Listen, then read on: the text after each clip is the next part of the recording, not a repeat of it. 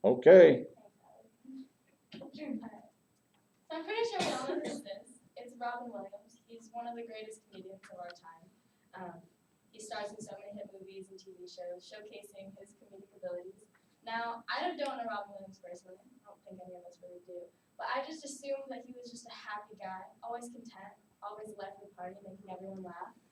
I just assumed he was really happy. That's the persona that he put on, and I think a lot of us know that he passed away in 2014 due to suicide.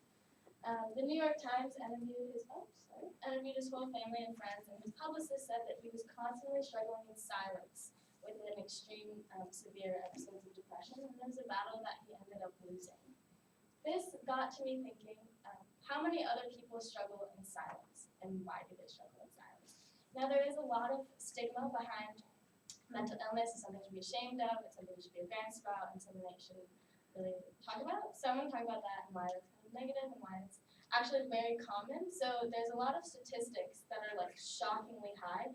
David Stacher, who's the U.S. Surgeon General, and he's a 4-star admiral in the Department of Public Safety and Health in the U.S. He wrote a journal talking about some statistics about mental health. So I'm going to share them here. I thought they were kind of high. So in 2001, suicide was the third leading cause of death among adolescents, so people ages 10 to 19.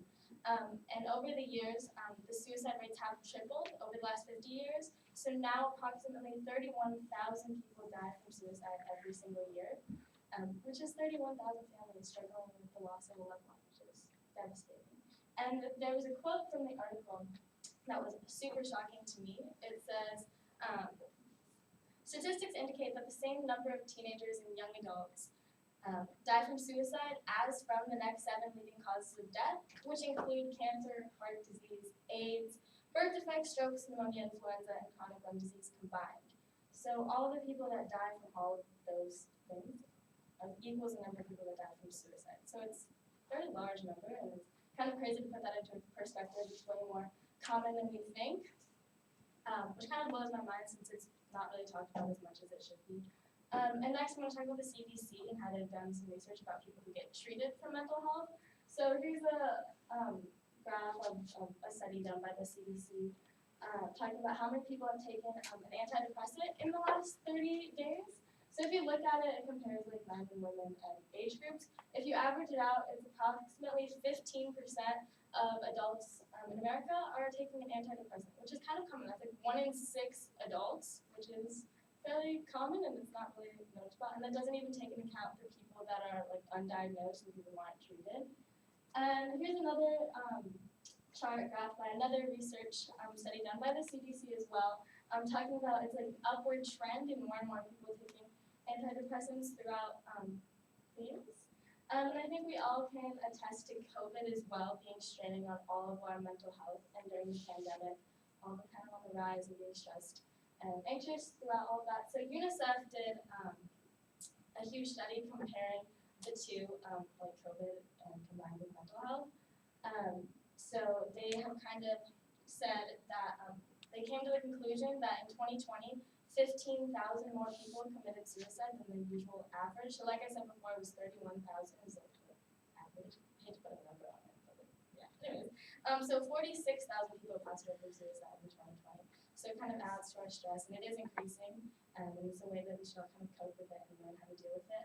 UNICEF also combined with the Public Library of Science and actually focused more on college students and said that like they did research beforehand and said before the pandemic, college students about 18% said they were struggling with anxiety, and then after the pandemic, 21% of college students said they were struggling with anxiety. Depression rates went from 21 to 31%, so it is increasing due to the pandemic, and it's something we should all kind of focus on, at least be aware of, just spread awareness about it. And then I do want to talk about stigma and what I kind of mean by that and what I'm trying to eradicate. So the American Psychiatric Association kind of split it up into 3 different parts.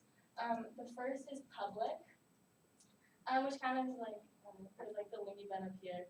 And like, oh, you're crazy if you view mental health, you're a burden, and then like, if you're depressed, you're most likely labeled as like unmotivated or lazy, things like that. Which is just like the whole negative connotation in society around itself, talking about depression.